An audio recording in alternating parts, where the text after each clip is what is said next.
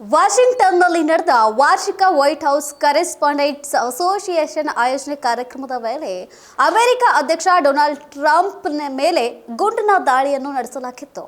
Trump ಮೇಲೆ ದಾಳಿ ನಡೆಸಿದ ಆರೋಪಿಯನ್ನು ಸೀಕ್ರೆಟ್ ಸರ್ವಿಸ್ ಅಧಿಕಾರಿಗಳು ಬಂಧಿಸಿದ್ದಾರೆ. ವೈಟ್ ಹೌಸ್ನಲ್ಲಿ ಗುಂಡಿನ ದಾಳಿ ಹಿಂದಿನ ಕಾರಣವೇನು? ಶೂಟೌಟ್ ನಡೆಸಿದ ಕೋಲ್ ಥಾಮಸ್ ಅಲೇನ್ ಯಾರು? ಅಮೆರಿಕದ ಶಕ್ತಿ ಕೇಂದ್ರ ವೈಟ್ ಹೌಸ್ನಲ್ಲಿ ಕರೆಸ್ಪಾಂಡೆಂಟ್ಸ್ ಅಸೋಸಿಯೇಷನ್ ಔತಣಕೂಟ ಕಾರ್ಯಕ್ರಮವನ್ನು ಶನಿವಾರ ಸಂಜೆ ಏರ್ಪಡಿಸಲಾಗಿತ್ತು. ಈ ವೇಳೆ ಕಾರ್ಯಕ್ರಮದಲ್ಲಿ ಇದ್ದಕ್ಕಿದ್ದಂತೆ ಗುಂಡಿನ ದಾಳಿ ಕೇಳಿಸಿತ್ತು. ಗುಂಡಿನ ದಾಳಿ ಕೇಳಿ ಬಂದ ಕೂಡಲೇ ಅಮೆರಿಕ ಅಧ್ಯಕ್ಷ ಮತ್ತು ಇತರ ನಾಯಕರನ್ನು ಸುರಕ್ಷಿತವಾಗಿ ರಕ್ಷಿಸಿ ಗುಂಡಿನ ದಾಳಿ ನಡೆಸಿದ ಆರೋಪಿಯನ್ನು ಸೀಕ್ರೆಟ್ ಸರ್ವಿಸ್ ಅಧಿಕಾರಿಗಳು ಬಂಧಿಸಿ ವಿಚಾರಣೆಯನ್ನು ನಡೆಸುತ್ತಿದ್ದಾರೆ.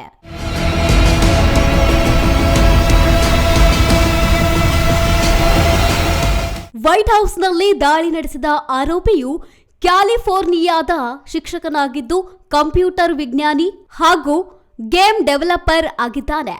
ಟೊರೆನ್ಸ್ ನಿವಾಸಿಯಾಗಿರುವ ಕೋಲ್ ಥಾಮಸ್ ಅಲೇನ್ ಔತಣಕೂಟದ ಕಾರ್ಯಕ್ರಮದಲ್ಲಿ ಗೊತ್ತಿಲ್ಲದಂತೆ ನುಗ್ಗಿ ಹ್ಯಾಂಡ್ ಗನ್ ಹಿಡಿದು ಫೈರಿಂಗ್ ನಡೆಸಿದ್ದ. ನಂತರ ಸೀಕ್ರೆಟ್ ಸರ್ವಿಸ್ ಅಧಿಕಾರಿಗಳು ಆತನನ್ನ ಬಂಧಿಸಿದ್ದಾರೆ. ದಾಳಿಯ ಉದ್ದೇಶ ಇನ್ನೂ ತನಿಖೆಯಲ್ಲಿದ್ದರೂ ಒಂಟಿ ದಾಳಿಕೋರ ಆಗಿರುವ ಸಾಧ್ಯತೆ ಇದೆ. ಫ್ರೆಂಡ್ಲಿ ಫೆಡರಲ್ ಅಸ್ಸಾಸಿನ್ ಎಂದು ಅಲೇನ್ ಸಂದೇಶ. 10 ನಿಮಿಷಗಳ ಮೊದಲೇ ಸಂದೇಶ ಕಳುಹಿಸಿದ ಅಲೇನ್ ಔತಣಕೂಟ ಕಾರ್ಯಕ್ರಮದ ವೇಳೆ ಗನ್ ಮತ್ತು ಚಾಕುಗಳೊಂದಿಗೆ ಬಾಲ್ರೂಮ್ಗೆ ನುಗ್ಗಲು ಪ್ರಯತ್ನಿಸಿದ ಅಲೇನ್ ಥಾಮಸ್ ಸದ್ಯ ಬಂಧನಕ್ಕೆ ಒಳಗಾಗಿದ್ದು, ದಾಳಿ ನಡೆಸುವ ಮುನ್ನ ತನ್ನ ಕುಟುಂಬದ ಸದಸ್ಯರಿಗೆ ಸಂದೇಶವನ್ನ ಕಳಿಸಿದ್ದಾನೆ. ಇನ್ನು ಆ ಸಂದೇಶದಲ್ಲಿ ತಾನೇ ಫ್ರೆಂಡ್ಲಿ ಫೆಡರಲ್ ಅಸ್ಸಾಸಿನ್ ಎಂದು ಕರೆದುಕೊಂಡಿದ್ದಾನೆ.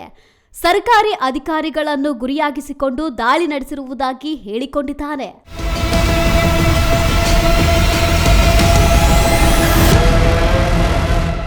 ಅಲೇನ್ ದಾಳಿ ನಡೆಯುವ ಸುಮಾರು 10 ನಿಮಿಷಗಳ ಮೊದಲೇ ತನ್ನ ಕುಟುಂಬಕ್ಕೆ ದಾಳಿ ಮಾಡುವುದಾಗಿ ಸಂದೇಶ ಕಳುಹಿಸಿದ್ದಾನೆ.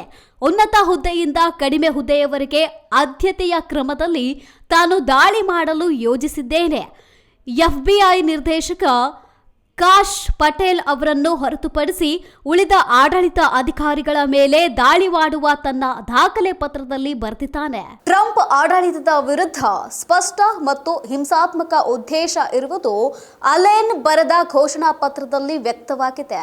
ಸದ್ಯ ಆರೋಪಿ ಅಲೇನ್ನ ಅಧಿಕಾರಿಗಳು ಬಂಧಿಸಿದ್ದು, ಆರೋಪಿಯ ಮೇಲೆ ಟ್ರಂಪ್ ಹೇಗೆ ಕೆಂಡ ಕಾರ್ತಾರೆ ಎಂಬುದೇ ಕುತೂಹಲವಾಗಿದೆ.